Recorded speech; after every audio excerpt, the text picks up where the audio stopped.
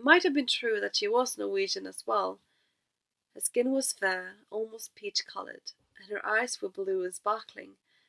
When I asked what took her to Palestine, she just stared into my eyes.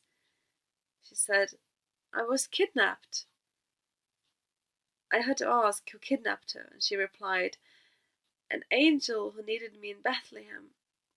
But it's so long ago. I was only a little girl." "What did you say then, Mama?" I asked. Other people would probably have smiled at such pack of lies, but I thought of all my angel stories. I said that I believed what she told me, but the fact that I took her seriously must have scared her. "What happened?" asked Mama. "We saw each other only once after that. It was on the way of reconciliation in front of St. Peter's Square. She said she would be leaving Rome that same afternoon, but she let me take a picture of her. That was in April 1961. "How did you come to Norway?" asked Papa. "And why?" John took the top ring of the marzipan cake and said, "I came here because I hoped to find the mysterious woman, and I've stayed, but I've never found her. I've never even learned where she might be. But we'll see." He took a bite of the marzipan ring. It wasn't long before I heard about the disappearance in 1948. That was when I began asking myself whether the little girl could have been Tebasil, who had said she was kidnapped by an angel when she was a child. I didn't know exactly how old she was, but it would fit if she had been born around 1940. John was silent for a long time. Then he said, "I noticed the strange similarity in the names only recently. It's a fact that we often repeat in our minds the names of people we think about. One day we suddenly read it backward. During my early years in Norway, I thought about Tebasil almost continually. Then it struck me, like a bolt from the blue. When I read her name backward, it turned into Elizabeth.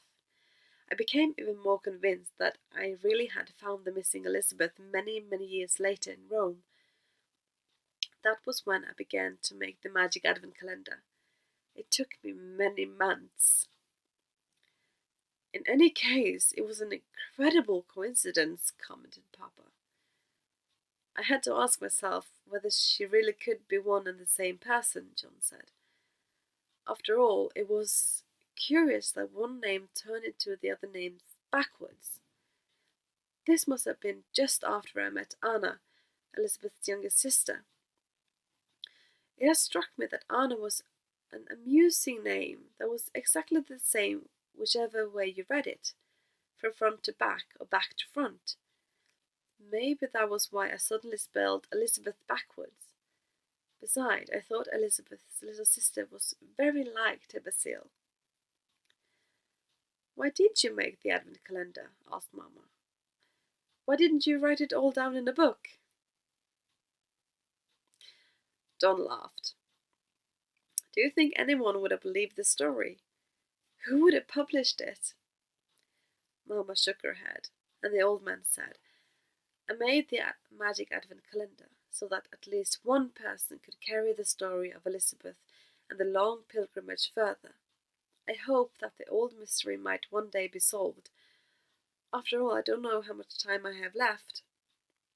But now I'm not the only person who knows this strange story."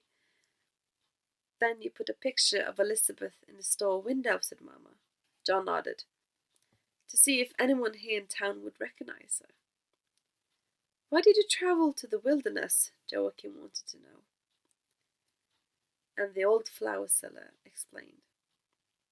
"Every Advent, I go out to the country and walk in the woods and hills outside town, to find peace before the Christmas feast, but also to see if I can find any trace of the little lamb, Elizabeth, and the angel Ephriel, who set off for Bethlehem in 1948. I admit it. Sometimes I walk about saying the two names in my head. Elizabeth, Tebasil, Elizabeth." Haven't you ever wanted to go back to Damascus? Asked Papa. John shook his head. No, this is my home now. I sell flowers at the market, and that way I can help spread a little of the glory of heaven.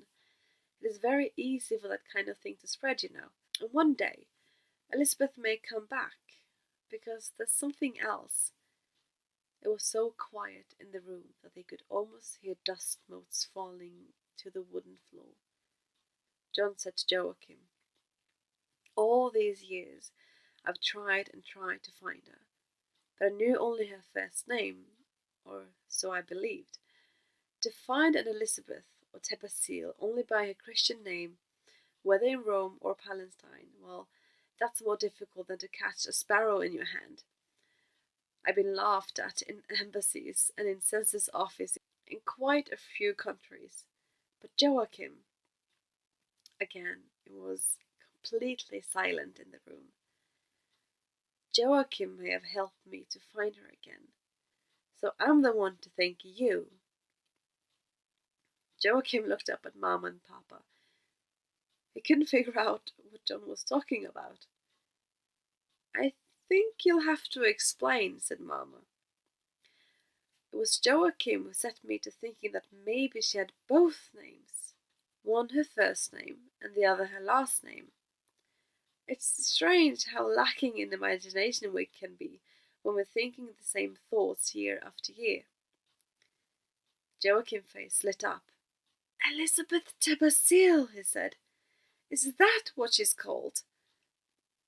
They could see tears in the old man's eyes.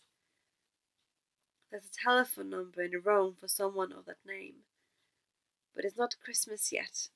Tomorrow you will open the last door in the magic advent calendar. John got to his feet and said he had to hurry. There was something he had to do. But maybe I can look at the old advent calendar one last time? Joachim rushed into his bedroom and took the magic advent calendar down from his hook. When he was back in the living room, he handed the calendar to John, who looked carefully at the picture. You have to close all the doors, explained Joachim. And that's what John did. He said, yes, here they all are. Quirinius and the Emperor Augustus, the angels in the sky and the shepherds in the fields, the kings of the Orient and Mary, Joseph and the Christ child. But not Elizabeth, said Joachim. No, not Elizabeth. They went with John to the door. As he was leaving, he said, so we'll have to see what this Christmas will bring. Indeed we shall, said Papa. He was obviously relieved to have heard the old man's story. But John said something more. You won't open the last door in the advent calendar until the bells rings Christmas in tomorrow afternoon, will you? Mama looked at him. No, I suppose not. No, we'll have to try and wait, decided Papa. When John was on the steps outside, he said, maybe I'll knock on your door tomorrow as well. Joachim was delighted. He felt something bubbling and fizzling deep down inside him. That was because John had said that maybe he'd look in tomorrow. For Joachim was not as pleased about everything as Mom and Papa were. Something was missing, it seemed to him. And I agree, something is missing. But I guess we'll have to wait till Christmas tomorrow to find out. Excited, I can't believe we actually gotten this far. Anyway, tomorrow's Christmas and I will see you guys then. Love you.